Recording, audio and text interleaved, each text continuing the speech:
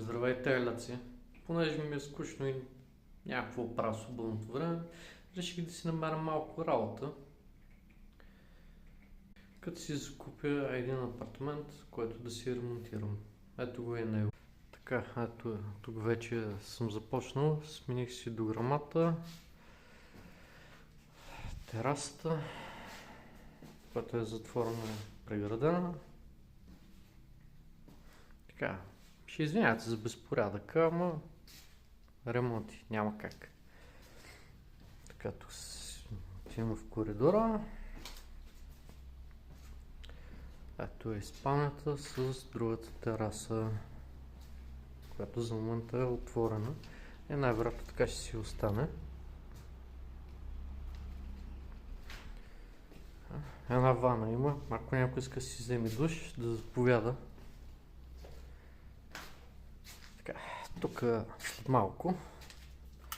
Така, ето е другата стая. Да, има малко зачистене, нека да няма. Ето го и страшилището. Понеже нямаше какво да правя тези дни,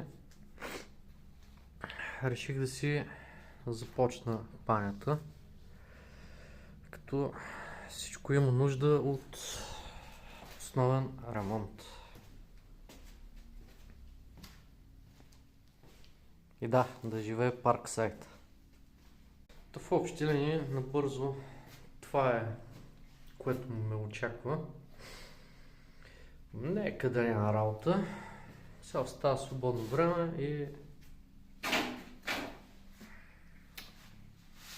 много средства. Това е. Ще се постарая тези дни малко повече клипове да качвам, че последно време го бях зарязал канала, но няма вдъхновение, така да се каже. Но това е. Айде, адиос.